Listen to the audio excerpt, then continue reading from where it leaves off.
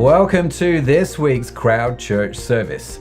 We are a digital church on a quest to discover how Jesus helps us live a more meaningful life. We are a community, a space to explore the Christian faith, and a place where you can contribute and grow. I want to invite you to connect with us here at Crowd Church, and there are a few ways that you can do just that. Firstly, you can engage with Crowd from any device during our live stream. And if you're up for it, why not invite a few friends over and experience the service together? You see, church is all about connecting with God and connecting with others. And one of the easiest ways for you to do that is to also join one of our midweek groups where we meet online together to catch up and discover more about the amazingness of Christ.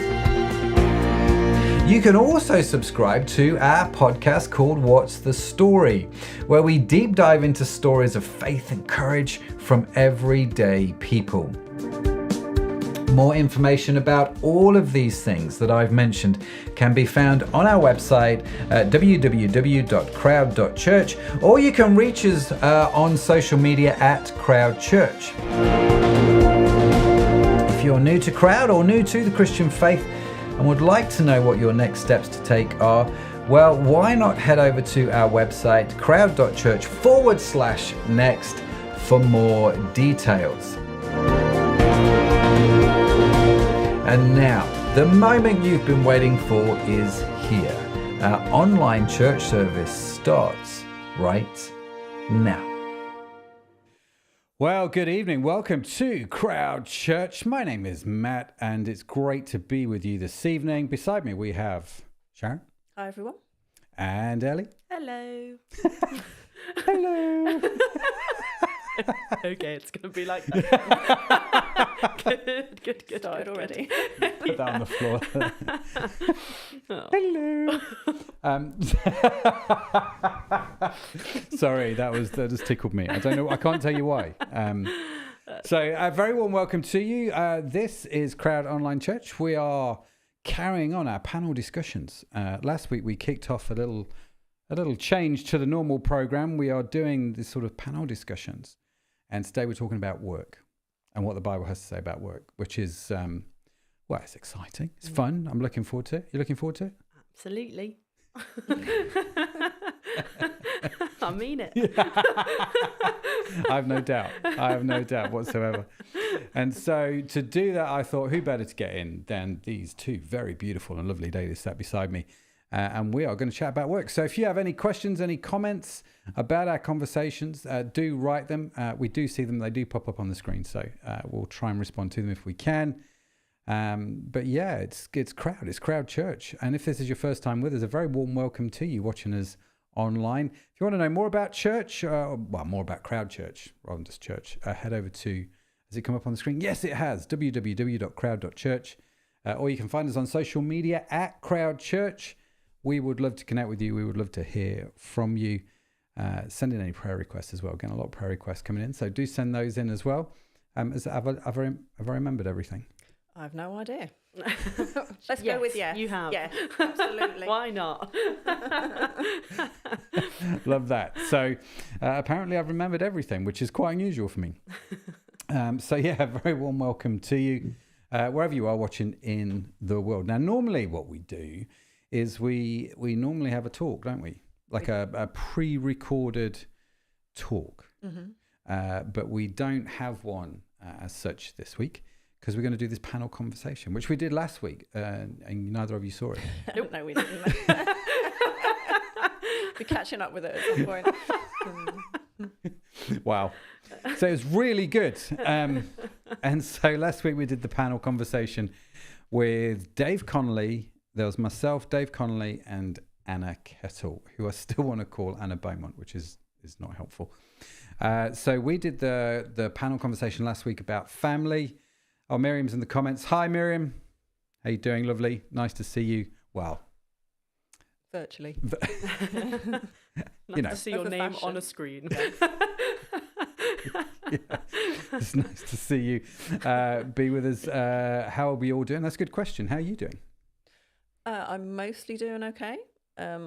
my sinuses are playing up, so breathing is slightly more of a challenge than usual. But apart from that, good. What about you two? Well, what about you? Yeah, I'm all right. I'm all right. I'm enjoying the changing weather actually. Are you? Yeah, Oh. which is unusual. As in, you like the cooler weather? Yeah, I'm quite enjoying that it's a different season. I'm not quite sure how I think about that. That is slightly controversial. Yeah. So yeah, I'm all right. Yeah. Yeah. Is it because you don't like the hot weather, or is it? No, I think because I've just been working all summer, which is on topic for what we're going to talk about today. I feel like I'm not missing out on anything now that it's raining. Is that what it is? So you don't actually mind working? Yeah, right. Because it's raining outside, so it's okay that I'm stuck inside working. Yeah. Although here in the UK, I feel like we have had a lot of rain all summer. Yeah. Here we are, British, talking about the weather. The weather already. Yeah. We have to do it. We do. But it was a nice day yesterday. It was, and the day before was. Yeah. Friday was good. Yeah. So we've had our 2 days. Summer's gone now. That's it. So you're in your coats and jeans. I'm still trying to decide whether it's warm enough to take my jacket off. I've been doing the same. Yeah. I'm not sure what to do. Well, there you go. What's the weather like where you are? It's actually peeing it down with rain, isn't it, at the really moment? is, It's raining quite heavily. So we're just praying that there's no leaks, which is, we've had in the past in this place. So yes, Miriam says she's doing great. Lovely. Which is always nice to hear. It's always lovely to hear from you, Miriam. So work. Where should we start? Well, I was just wondering how people reacted when you said work, whether it's a case of, yay, work, great topic, or, oh, not work. Or maybe somewhere in between. Yeah, I've always found it ironic that in the Bible, this is a church, we like to talk about the Bible, don't we? We do. But in the Bible, the book of Job is spelt the same way as Job. It is. Yes. And if you don't know, Job is a story in the Old Testament. It doesn't go well for Job for the majority of the book. It's pretty bad. It's pretty bleak for him, to be fair. And Job is spelt J-O-B, like a job. And so quite often I think people, they read Job and go, that's my job right there. It's kind of I've just got to suffer. That's it. That's it. I've just got to suffer like Job. And so, yes, you're right. I think some people can think of it like, and some people are like, yay. Yeah. Where are you in that whole spectrum? I think I'm on the yay end. Yeah. Okay. Great. Yeah. Are you Why sure? is that? I think I enjoy what I do, and I think we'll probably get into this more from the Bible, but I think we're actually created to work. We can get into some scriptures, work and rest, and to have this rhythm going. And I think if we don't have that, I think there is something missing. Yeah. And I'm not just talking about paid work, because I think we can work in lots of different ways. Yeah. But it's great that I have something that I actually enjoy doing as well. And can be quite creative in as well. What do you do? So I teach English. It's like you just carry on. That was going to be my next question, just in case. Sorry. Yeah. No, you go for it. No, that is a good question because not everyone's going to know. So I work for a charity teaching English to non-English speakers, but it's a women's charity, so it's just women in my class, and do some of the support work as well. Nice. Have quite a mixture of people, from some very educated people, some who have had no education in their own country, all different nationalities, different languages, different cultures. So I just love being in that environment. And I love learning languages myself. So it's cool. Yeah, that is cool. Do you want to tell people what you do? Because I think your job's really interesting. Yes, so I am a freelance theatre designer. So I design set and costumes. You design set and costumes, or certain costumes? Set and costumes. So in the TV world, you either do one or the other, usually like set or costume. But in theatre, you do both and get paid about half of it. Welcome to the world of theatre, right? Yes, definitely. And Matt, because not everyone's going to know what you do either. That's very true. So I, apart from doing crowds, I have my own company. well, we have our own company. In case you don't know, this is next to me, Sharon, my wife. We're married. We co-own the company. And we... One of us does more work in it than the other, though. Well, I'm trying to catch up. Yeah. Very That was generous. good, yeah. See what I did? Yeah, it was really it's good. good. Yeah. So yeah, I work in the world of e-commerce. And now we also work in the world of podcasting. And we also work in the world of acquisitions, which sounds way posher than it's cool. So yeah, so in a couple of weeks, I have to go do a work trip from the acquisitions thing, which is cool. So yeah, I enjoy it. It's we've run the business since Josh was born, I think. I get lost because Matt's a bit of an entrepreneur, so we'll start one thing and then when that's running smoothly, he'll get bored, so start something else. So it's constantly changing. So yeah, it does keeping change quite a track bit. is tricky. Yeah, it does change quite a bit. In fact, I think we started the business before Josh was born because it was a side hustle because I was working my regular job and then I set the business up as a side hustle. So I'd work in the evenings and the weekends on the business, and that's how it all got started. So there's 23. Well, actually, when did we get married? 98. I think it was about the same. I think it was about the same time because that's when I started doing the websites. Because I remember doing our wedding website. So yeah, since 97, 98, almost, what's that, 30 years, 25, 30 years? I don't know. It's a while. 97 is 27 26. years because I'm 27. I was born in Wow. 97. Yeah. Okay. There we go. Glad Ellie's here for the maths. You're welcome. Yeah. Evening, Matt. Matt's in the comments as well. And actually, it's probably worth saying we all have very different work backgrounds. So you're self-employed. I run my own company. We employ people. We have staff. You do voluntary work in the voluntary sector. So I think we're all quite different.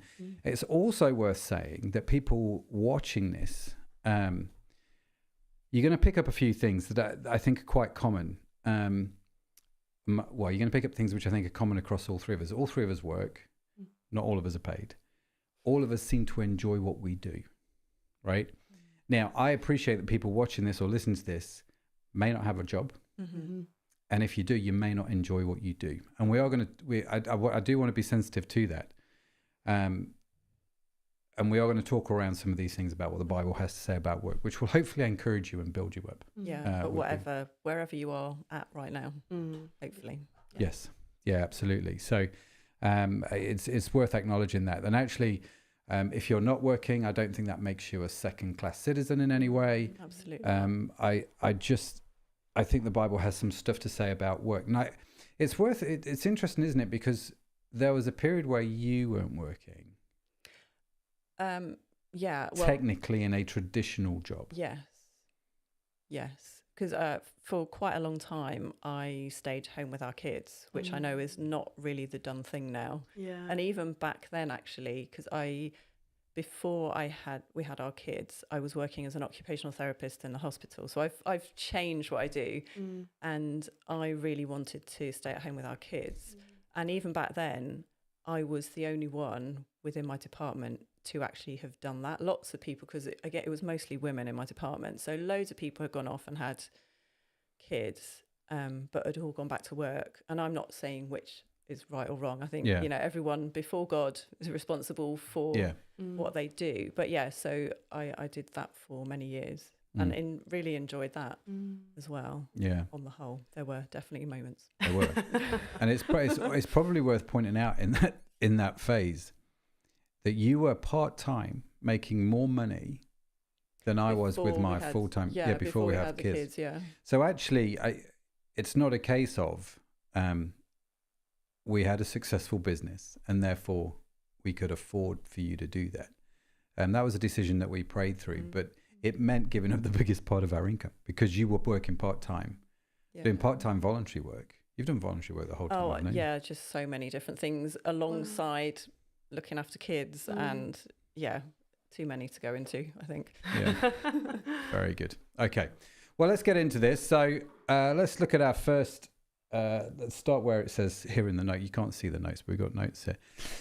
Work is ordained by God. And so I'm going to put my glasses on so I can read the text on the computer. Genesis 1:28 said, God bless them. He's talking about Adam and Eve. So this is pre-fall, right? This is before what Christians call sin. This is when life is good in the garden. Everything is perfect and rosy. Literally in the garden. Literally in the garden. Yeah. And so Genesis 1:28, and God blessed them, talking about Adam and Eve, and said to them, be fruitful and multiply and fill the earth and subdue it.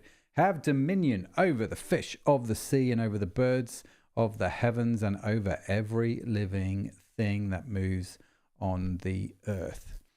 And so Genesis 2:15 says, the Lord God took the man and put him in the Garden of Eden to work it and to keep it. In other words, before sin, before it all went Pete Tong, which just means wrong. Sorry if you're outside of the UK. I'm really good at explaining Bible words. I'm just not very good at explaining British words. Before it all went very wrong, there was work. What do you think about that?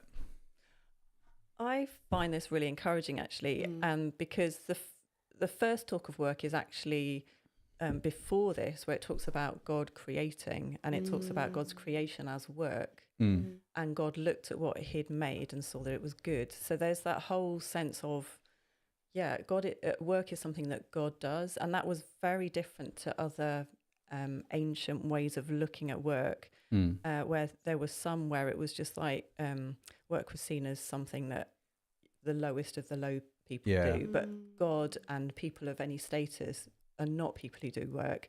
So it's very, very different to the biblical view of it. It's something that God does. And I love the fact that the work that we're told God does, it's very creative. Yeah. And then when we've got Jesus, who as Christians we believe is God come in the flesh, he comes later on in the Bible. Yeah. His work is as a carpenter, which is also very physical and creative in a sense. Yeah. And I think this sense that all different types of work are a good thing, they're God-given. I quite like that. Yeah. Very good. Any thoughts? Yeah, I think it's similarly encouraging, isn't it? As you were saying, that it's kind of before everything went wrong, that this was always part of how we're supposed to function. We're supposed to function in relationship with the world around us, and like caring for it, and that's part of how we're made. Yeah, it's a nice thing. Although things might go a bit skew with later on, and, too much emphasis on work at times, and but that there is the original plan is for that to be a good thing. And these original jobs were not actually paid. It's like I don't think Adam and Eve were in the garden doing this work and wages, getting money for it. But there were. Do you think they had like a HR? No. The head of HR. There was an angel, a HR angel. Yeah. But again, so it's, although now we do, what part of work is earning money to live and that kind of thing, but that there's more to work than just that. Yeah, and I think that's a really important point. I think for me, one of the things that when I started studying this out in scripture years ago, when I first started working, I'd not long been a Christian, and I thought, and you start here that work was before the fall, that God worked, that Adam worked, and that Eve worked, and they co-labored together. There was definitely no pay gap between Adam and Eve. Do you know what I mean? And so it made me think, and I've often said this, I think, and tell me if you agree, in heaven there will be work. Yeah. Which is an odd thing to think about heaven, isn't it? It's like, because what happens is, I'm of a certain age now, Ellie. As we've just discovered. As we have just discovered. I'm of a certain age where naturally I'll be thinking, right, in 15, 20 years, I'm going to think about retirement. And we work our whole lives to retire, right? That's the whole, if you think about what happens in the West, you start your job, you pay into your pension and you retire when you're 65 or 67 or whatever the retirement age is these days. And that's the goal of so many people, right? And I'm not saying retirement's a good thing or a bad thing. I'm just like, society's been conditioned. You work really hard and then you chill out. And I think that thinking has then pervaded our thinking about heaven. Does that make sense? That actually it's going to be like retirement but on steroids. It's going to be so much better. And I don't think it is. Although I think there's the flip side of that as well, where some people are kind of like, heaven's just going to be really boring because we're just going to be sat in fluffy clouds singing heavenly songs to God. Playing on our harp. Yeah, and I think the picture of heaven in the Bible is so different to all of that kind of stuff. Yeah.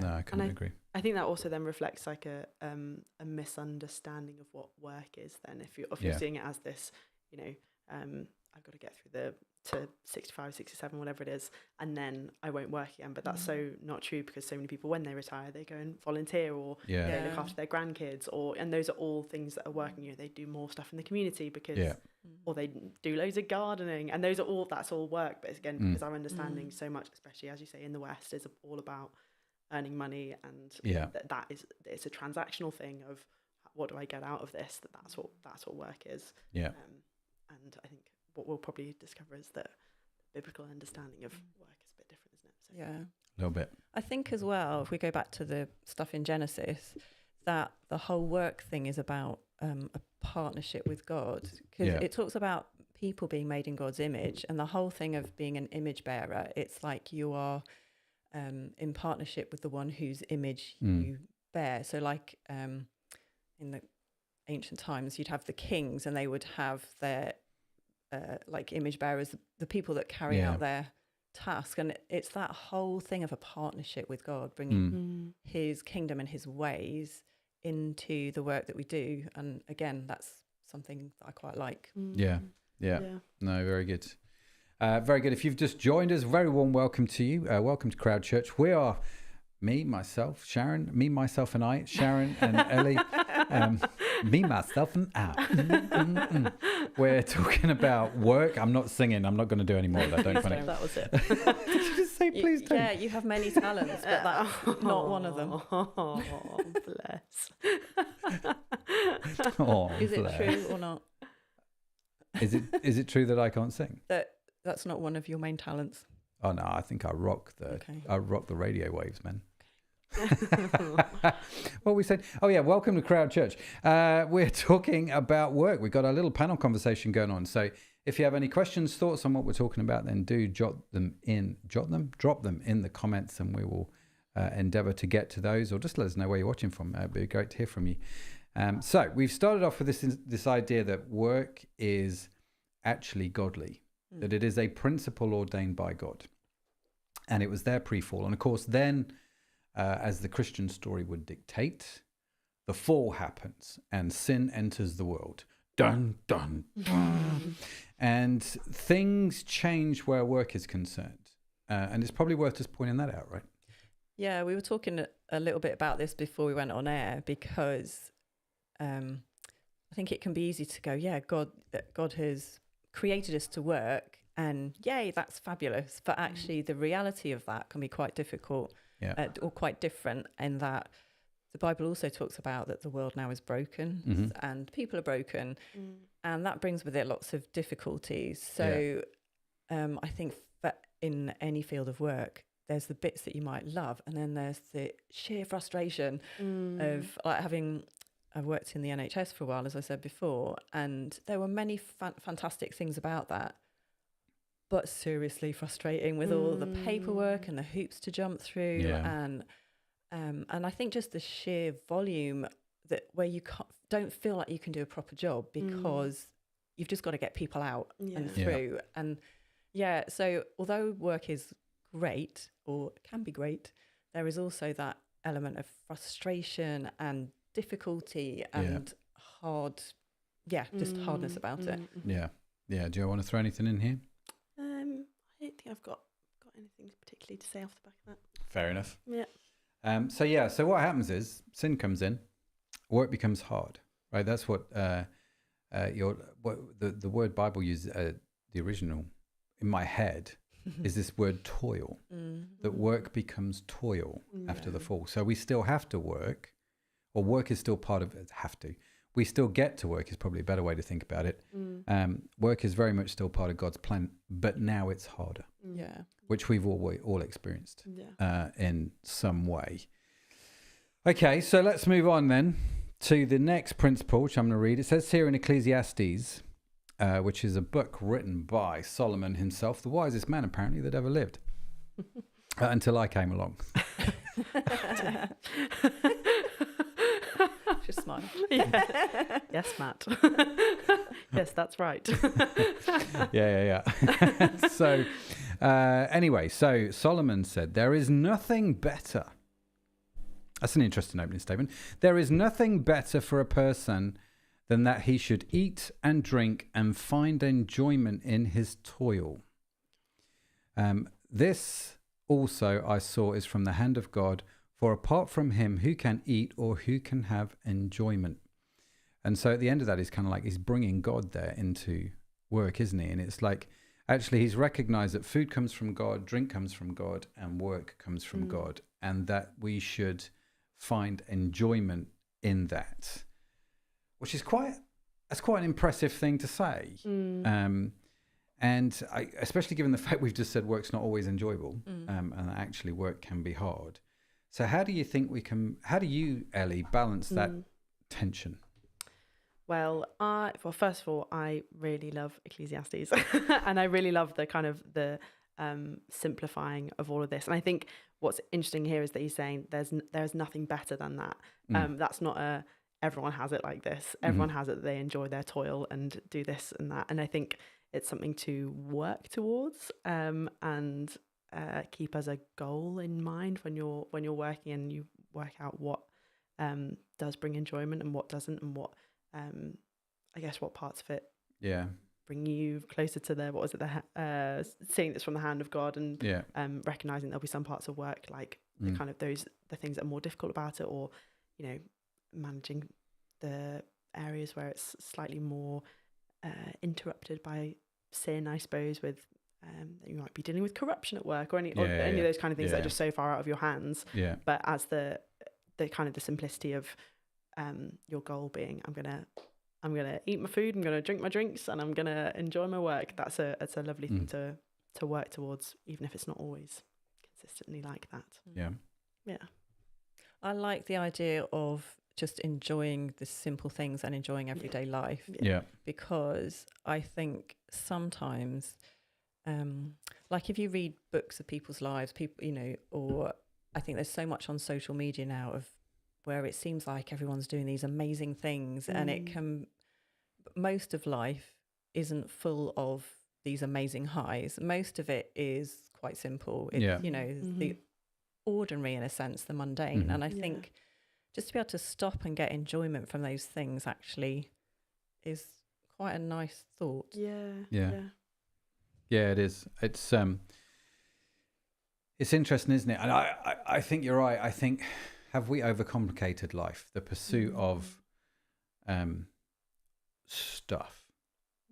Has that clouded out the enjoyment of the basics of life? And I think it's a great question, and I don't know if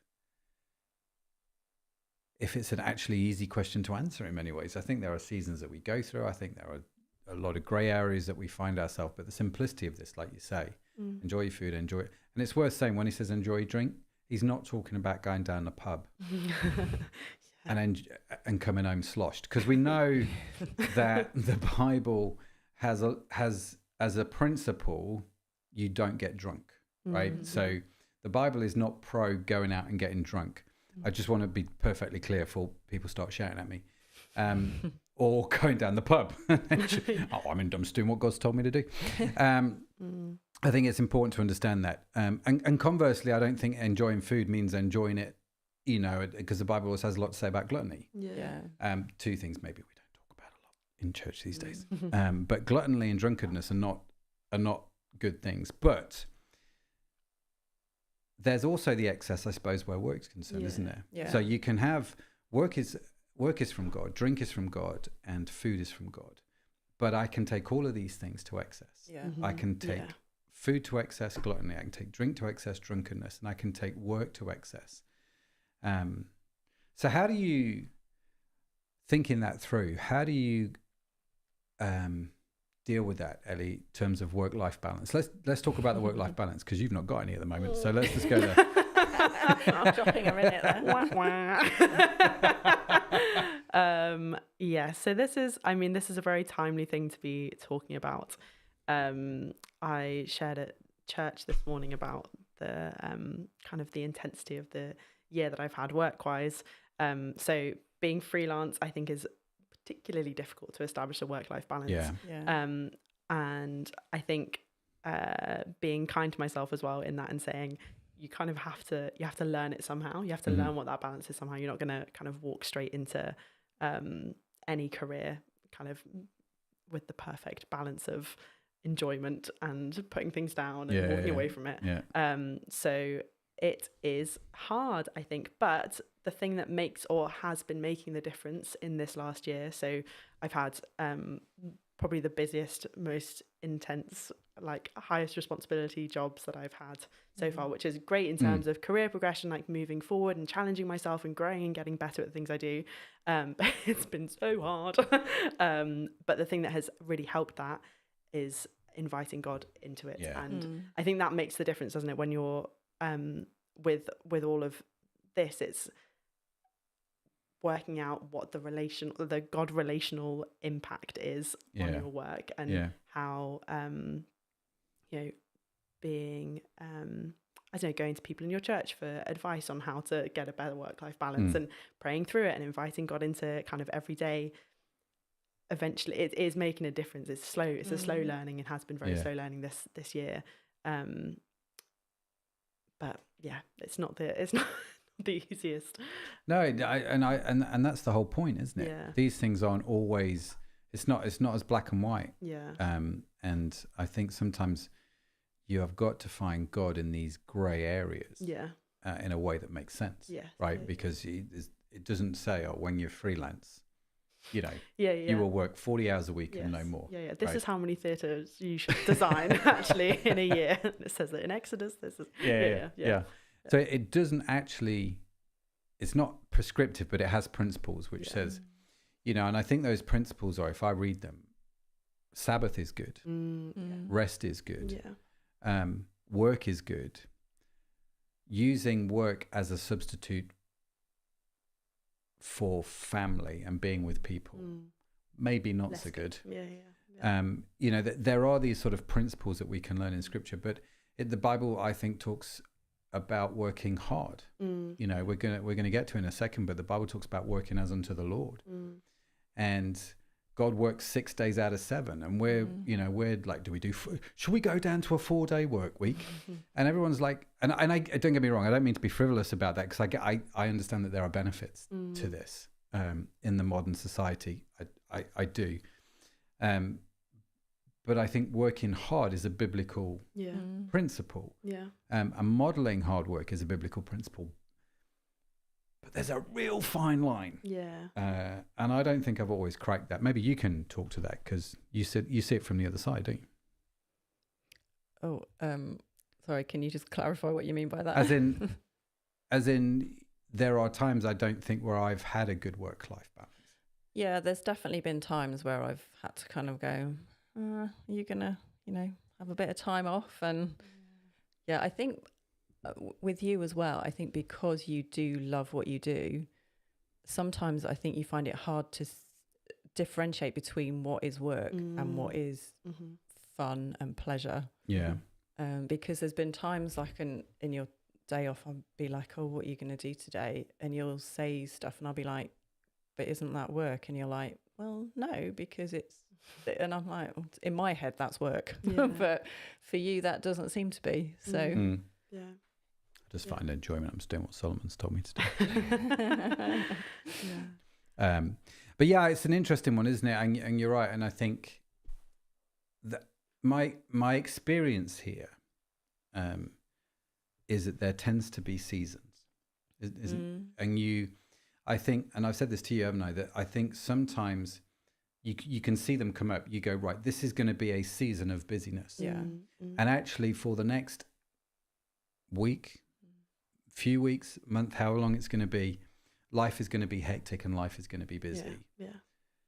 And I think that's okay, because it's a season. The thing about a season is it has an end date, right?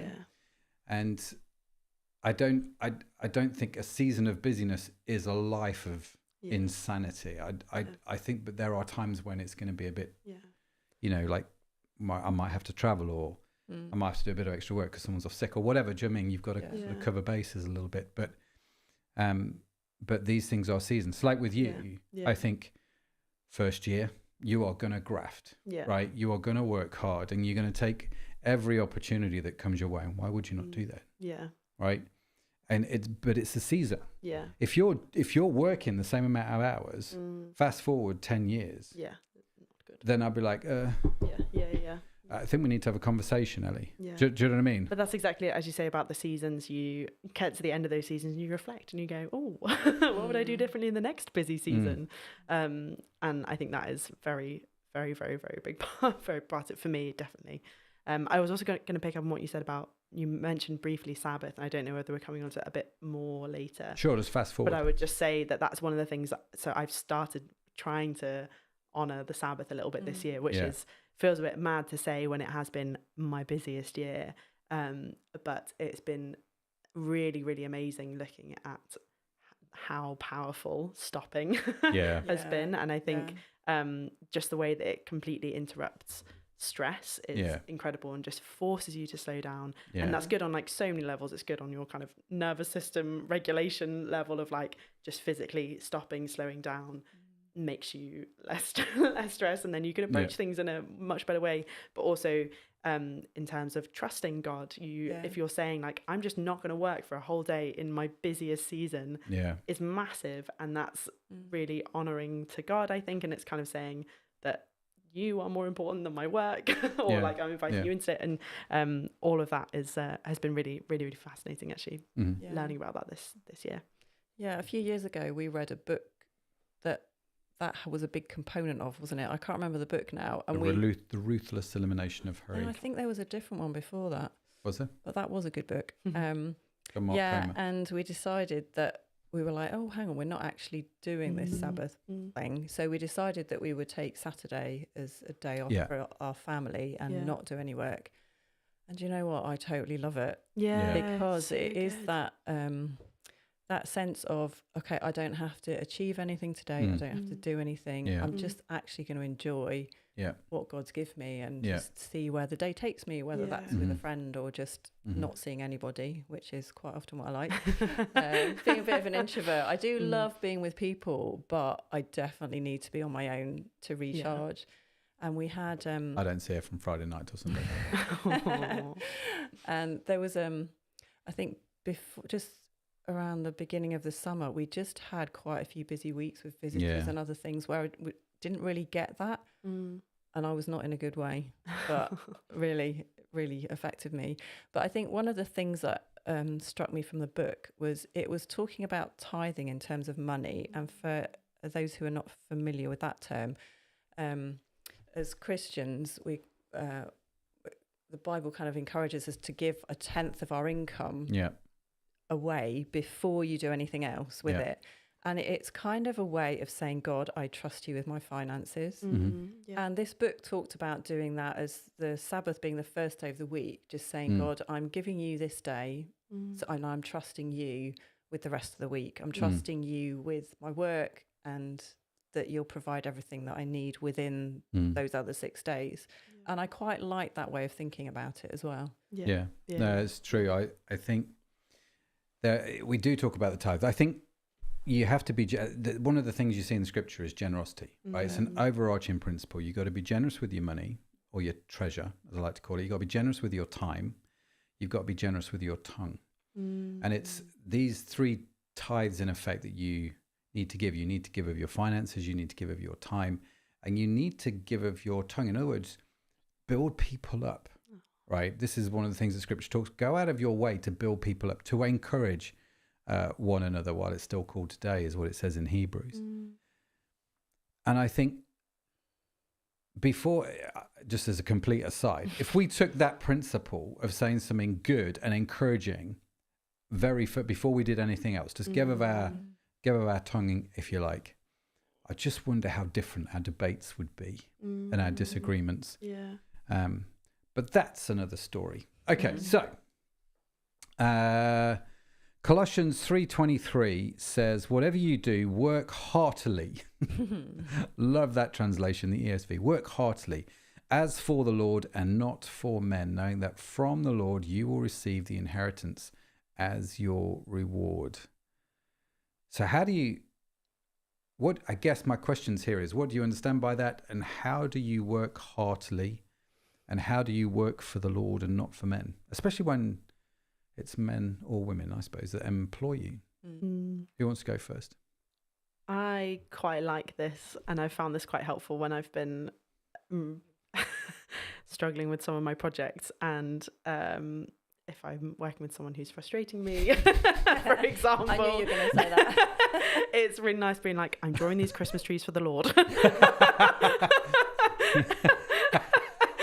Instead of for other people. Instead of for bleepty bleep bleep bleep.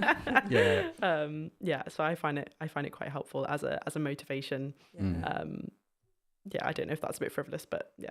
I don't think so. Yeah, I totally agree. I think it really helps in those situations where work is quite difficult, or the people that we're with are quite difficult, or you're not getting the pay that you think you deserve, or the promotion you think you deserve, or even if you're struggling to find a job and are just, are just doing things around the house for your family. I think it just helps just shift your perspective. Yeah. It's helpful. Yeah. Yeah, that's what I'm trying to say. Yeah. Going back then to something that you just said there, if let's say you've got the, can I be slightly controversial and say trad wife role, which is a phrase that I learned the other day, the trad wife. Do you know what this is? Yes. Yeah, you'll know what this is. I had to learn what this meant, the trad wife. You're a full-time mom, so you don't have paid income, right? You don't have an employment as such. Now, I know being a full-time mum is, next to being the pastor of a church, I think is probably one of the most difficult jobs in the world to do. Or full-time dad now. Say again. Or full-time dad now. Yeah, there are people, full-time parents is probably a better phrase to put, isn't it? So you can be, what do they call them? House husbands? Is that still the phrase that we use? It's probably not allowed. I think that's probably out. Really sorry if I've just offended somebody. Yeah, just move on. But the sort of the full-time parent role, how does that tie in with this scripture? And how did you tie that in with the scripture? Because you did the full-time mum thing.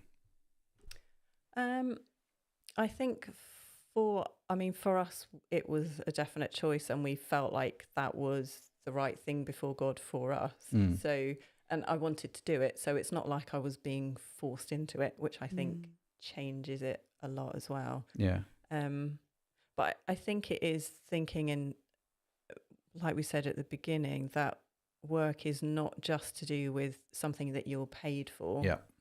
And I think that changes it. So there is that sense of, with bringing up kids, it was, I guess, seeing there is value in training children and putting your life into them. Yeah. Which I think and that has been viewed differently at different times in our culture, hasn't it? Yeah, it has. It changes all the time. But I think it's knowing for yourself before God that this is the right thing for you to be doing at that time, and just seeing value in all different types of work. Yeah. Yeah, super important. And I think doing that heartily, doing that well, heartily is such a good word. Doing that heartedly, which, if I again fast forward in the notes, let's talk about this, because heartily, work heartily, do this heartily, in my mind, is the exact opposite principle to quiet quitting. So this is a phrase that we've heard a lot in the press recently.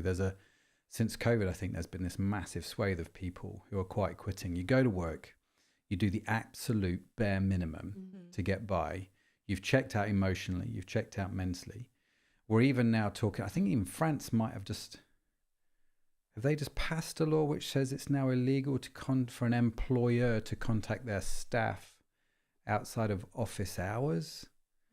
I think that's a different issue to quiet quitting, though, isn't it? It is, but I think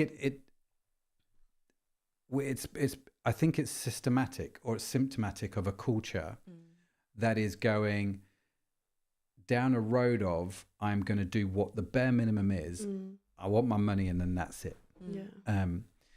And I'm not convinced, and this was always my approach, you know, when I got my first job working for Simon, if you're watching, you're a legend.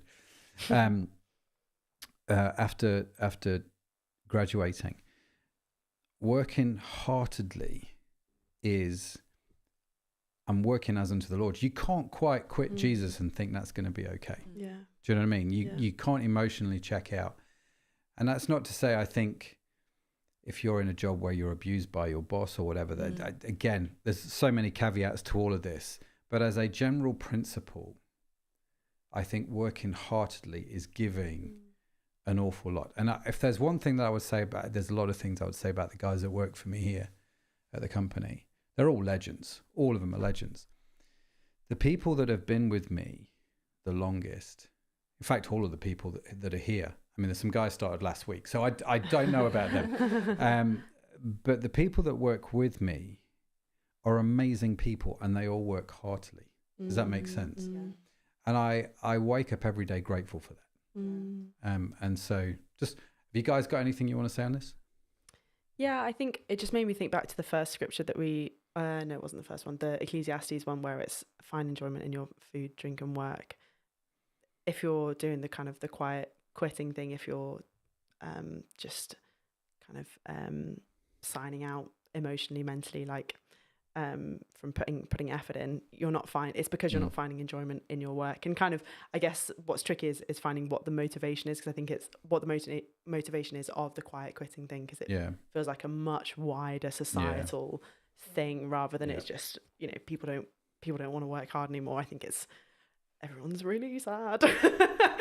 And they think money solves everything. But yeah, again, that scripture says find enjoyment in your work, not your money. You know, it doesn't mention anything about what you get out of it, other than it's the enjoyment in the action itself, and that's not happening in that quiet quitting culture, I suppose. But like I said, I think the motivations for the quiet quitting, I think, is much more complex. So it is, and I think you have to wait. If that's you, I think and you're a Christian, I think you've got to look at that. I don't think I don't know if you guys have ever heard the story, The Acres of Diamonds, which is it's an interesting story about a farmer who had a farm, and he was farming the land, you know, working all the hours, not really enjoying his work, or not finding the enjoyment in his work is probably a better way to put it.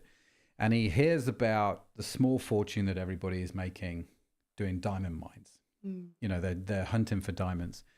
And so he sells the farm and goes in search of diamonds, in search of this better life. And he spends all his money and never really finds anything of any value. And he dies a broken, penniless man. I may not be paying total justice to the story, but in essence, this is what I remember from it. The guy that bought his farm, who just wanted to be a farmer, was walking through the farm, and in the middle of the farm was a stream. He was crossing the stream one day, and something glint and caught his eye, and he found what was the start of one of the largest diamond mines in the world, right? And so the parable is quite straightforward, isn't it? It's like the very thing which you're seeking, that you want to give up everything and go and find, which you think is over there, might be right here where you are. Yeah. And I think quite often we quit work or we stop work because we don't feel like we're enjoying it. And I think it's easy to go, I'm not enjoying it, therefore it's not from God, because God tells me to enjoy my work, right? You hear people like Steve Jobs talking about how, I think it was Steve Jobs that said, if you find a job which you love, you'll never have to work another day of your life, you know? And so everyone then heard that and thought, right, well, I'm going to quit my job and become a yoga teacher or whatever, because I love yoga, so I'm going to go and teach it. And of course, things start going a bit Pete Tong, a bit wrong again, don't they? And I think it's an interesting one, isn't it? There's a book written, who wrote it? Was it Cal Newport, I think? Become so good that they can't ignore you, which said, actually, if you take a job and you become really, really good at that job and intentionally grow in it, work heartily as unto the Lord, you will find enjoyment in it. Yeah. Does that make sense? And actually the science and the data tells us you might not enjoy it at the start, and it's like learning to play a musical instrument. You know, it's going to sound awful, but the more you do it, the better you get. And I think there's something about longevity. I think there's something about consistency that will enable you to enjoy your work if you get good at your work and accept the call of God into that particular job, assuming that's where God's called you to be. I'm not, you know, just if what I'm saying is if work's bad, it doesn't mean you're not in the will of God. And if work's great, it doesn't mean that you are in the will of God. Yeah. Does that make sense? Yeah. Have I given myself enough caveats there? So tricky, isn't it, with this kind of topic? Yeah. But yeah. Anything you want to There are so many different situations. I just think as Christ followers, I don't think it really gives us the luxury of turning up to a job and just going, I'm here in body, but I'm really not going to give you anything. Yeah. So I think if that's where we're at, I think we need to look at what is going on. Yeah. For that, is it just that I need an attitude adjustment, or is there something else going on that also needs looking at and not just sweeping under the carpet? Yeah.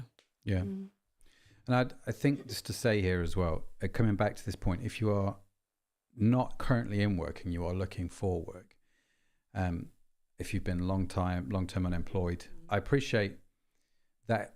I mean, I've never been long-term unemployed, but I have gone through seasons of unemployment. And I know that's not great. And I think it's in those times where you can say, God, what would you have me do? So volunteering, doing something, getting involved in something, I think is better than just sitting and waiting for the phone to ring. I appreciate that's not going to work for everybody. But, you know, what can you do? What can you put your hand to?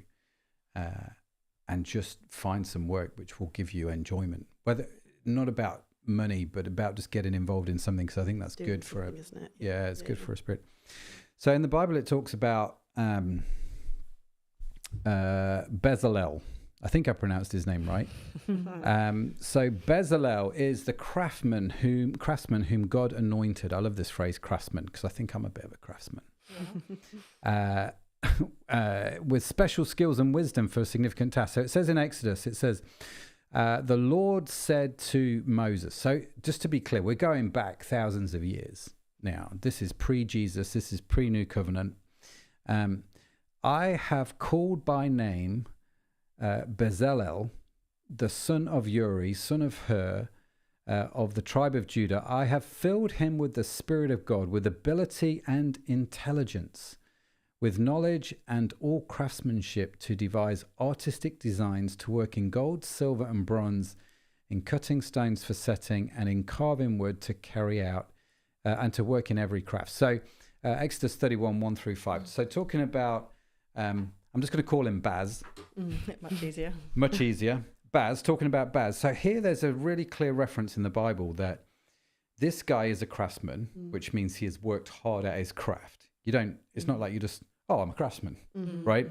You have to work really hard, which he did. So hand in hand, he is working hard, but at the same time, God talks about how the Spirit of the Lord is upon him to do this task. And it goes on later in the book of Exodus, talk about how him and another guy were sanctioned to, get involved with the temple and all kinds of cool stuff. But it's like, I love this because God has got involved. God has anointed him. God has skilled him. We were saying before we recorded, God gave them all ability and intelligence. And I think there's a lot of people that God still needs to give intelligence to. I'm probably one of them, to be fair. But I read this and I'm super, super encouraged. What about you guys? Yeah, massively.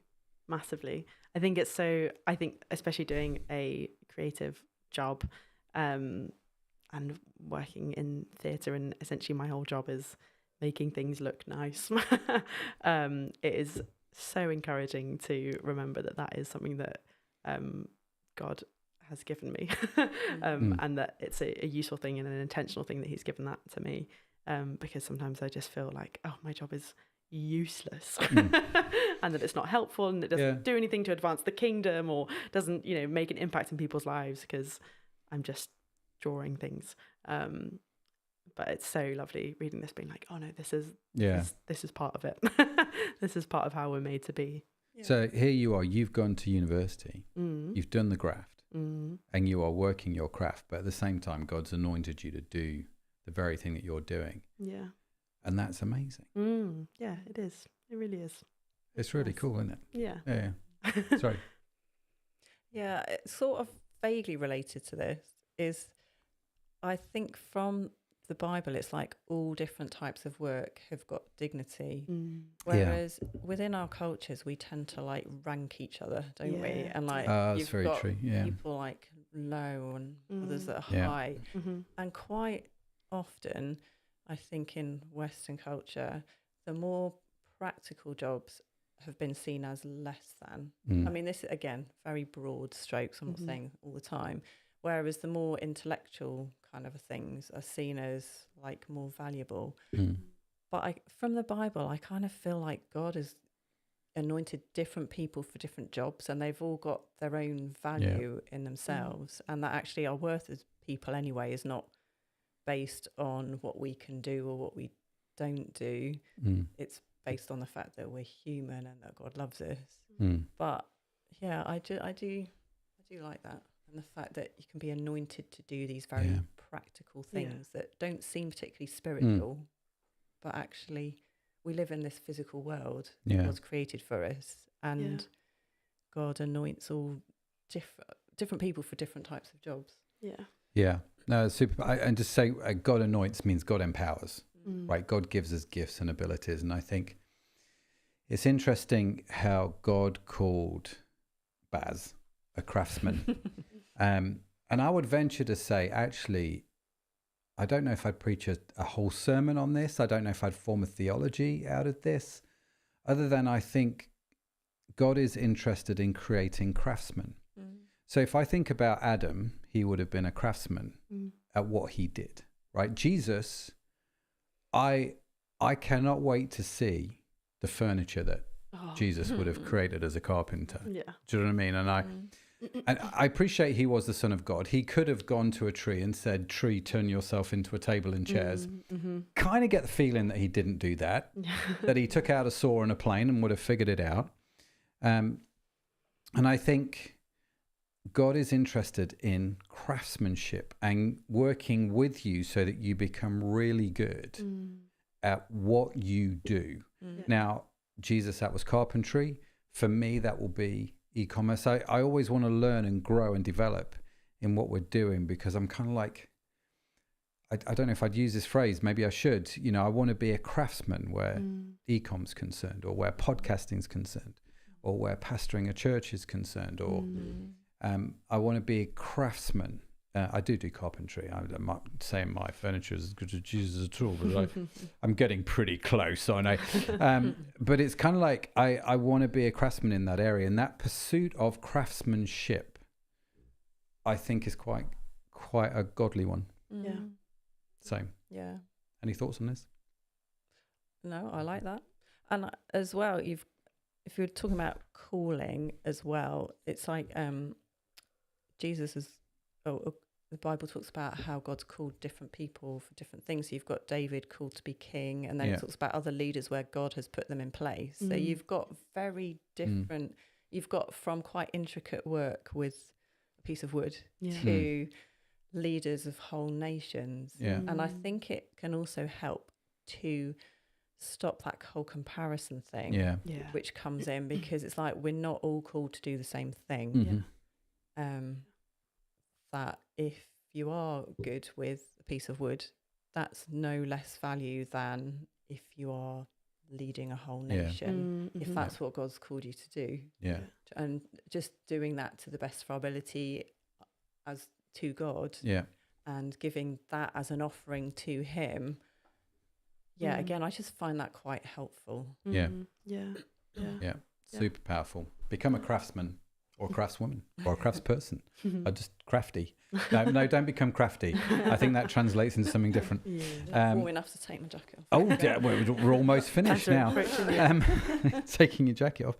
I did want to leave with this one story about working as unto the Lord. I remember when I was working in an employed role. I've not been employed much of my life, but when I was employed, and I remember I was struggling once with my pay, as in I thought I should have been paid more than what I was being paid. And I was kind of moaning to God in prayer is probably the right phrase. As Christians, I was praying about it. Yeah, you were moaning about it is probably the right thing to say. And so I was talking to God, and I just felt God say to me in that phase, Matt, you see your employer, I won't name them, but you see your employer as your provider. If you can give me chapter and verse, I'm all for that. But I'm your provider, right? God is our provider. He's our ultimate source. Now, there are scriptures that talk about how money comes through our work. We didn't get a chance to get into those, which maybe for another time. But fundamentally, God is my provider. And actually, I just needed to readjust my eyesight. Like, where does my help come from? And so it wasn't that I didn't need to go and talk to my employer about a pay rise. I'm not saying that. What I'm saying is it was a heart thing. And it was a check for me to go, actually, things aren't easy. My head is in not a great place, but Jesus, you are my provider, right? You provide all things. The year that I did that, and I remember it so clearly. Do you remember we were given financial gifts that were more than my salary that year? And there are reasons for that. I'm not going to get into it, but what I am saying is sometimes God likes to show off.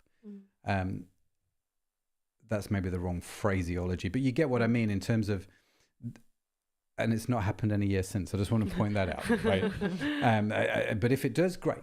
But that was when I was like, actually, I need to see Jesus as my provider, and my focus was realigned back to him. That year, we had a few miraculous things happen, and that really cemented that lesson to me. And so every time work has got tricky, and it has. There's a lady that works for us. She's awesome. She's not a Christian. But whenever things go a bit pear-shaped, she always comes to me and says, you just need to do that prayer thing. No. Which is, it's great testimony, isn't it? But it's like, when things have got tricky, I just need to remind myself, Jesus is the one that provides. And I think he does that through our labor. He does that through our work. But if there's no work, he'll get it to me by the birds if he has to, right? So we can have confidence in him to provide for us, irrespective of what does or does not happen in the labour market. Would be where I'm trying to get to with this. That's good. Right, I am aware of time. Any final comments from you, Miss Ellie? No. No, I think that's great. I think it's really good. I think the main thing I would say is the acknowledgement, as you've sort of just touched on there, is the difference between work as we understand it in kind of capitalist Western world and work that is given by God, that is not kind of fitting into the traditional exchange for money kind of work. That's probably the biggest thing for me. Taken away. Cool. Babe? I think for me, I think we might have vaguely touched about it, but that work, there's a verse in your notes somewhere that talks about how work helps to provide for ourselves, but also so that we've got enough to give. So I think, again, in our culture here, quite often work can be about proving yourself and giving yourself status and this Ephesians whole 4:28. individualistic kind of thing. But I think from the Bible, it's more than that. It's not. It is about, we have responsibility to provide for ourselves and our families, but it's more than that. It's that generosity that you mentioned about benefiting society as a whole, benefiting our neighbours, benefiting those around us. So there's that whole other element which we could probably talk loads about, but don't have time for. Maybe another week. I mean, I love these these discussions, because you just scratch the surface, don't you? And you get excited by a few things, and you just remind yourself of the key things. Works from God. He is my provider. He provides enjoyment in my work. There's this whole idea of becoming a craftsman. I just need to work heartily as unto the Lord. Everything else beyond that, yes, there's subtleties and nuances that we need to think about. But the bottom line here is work is a good thing, and it is from God. And I think we can take enjoyment in that and enjoy that wherever we are, whatever God's called us into, wherever we find ourselves. And we can have that, even in the midst of the craziness. So hope it's brought some encouragement to you Yes. talking about this. Next week, we are talking about the changes coming up to Crowd Church. So I think it says on the schedule that we're talking about doing church. So we're going to talk a little bit about what it means to go to church. What does all that look like? How does that think, work and feel for us? But a lot of the time is going to be looking at what we're going to be doing from October in Crowd, why we're doing it. And so explaining that in a little bit more detail. So do come join us if you can. We're super excited about what's coming up. Well, I am. Are you? Yeah, getting there. yes, I am. Very excited. That's awesome. Getting there. So do come join us for that. So subscribe or like or follow or whatever it is you need to do, whatever platform you're engaging with us on. If you'd like to reach out to us, do reach out to us via the website, www.crowd.church, or you can reach out to us on social media at Crowd Church. We will endeavour to get back to you and respond to you. Thanks for joining. And Matt says thanks for tonight, folks. Thanks, Matt. Yeah, You're a legend. Thanks, Matt. Bye, Matt. And so, if you've been joining us live, it's been great being with you. If you've been listening on catch up, fantastic. Why not come join one of the live streams? You'll find us on YouTube, Facebook. I want to say we live stream on Facebook, and I think we live stream on Instagram, although we didn't tonight because I forgot. So sorry about that. But yes, so do come join us. It'd be great to see you. But that's it from me. That's it from you. Goodbye. And that's it from you. Thanks so much. See you later. We didn't even rehearse that. I mean, that was proper professional. So thank you for joining us. Have a fantastic week wherever you are in the world. We'll see you next time. Bye for now. Bye. Thank you so much for joining us here on Crowd Church. Now, if you are watching on YouTube, make sure you hit the subscribe button as well as that little tiny bell notification to get notified the next time we are live. And of course, if you are listening to the podcast, the live stream podcast, make sure you also hit the follow button. Now, by smashing the like button on YouTube or writing a review on your podcast platform, it helps us reach more people with the message that Jesus really does help us live a more meaningful and purposeful life. So if you haven't done so already, be sure to check out our website, www.crowd.church, where you can learn more about us as a church, more about the Christian faith, and also how to connect into our church community. It has been awesome to connect with you, and you are awesome. It's just a burden you have to bear, and hopefully we'll see you next time. That's it from us. God bless you. Bye for now.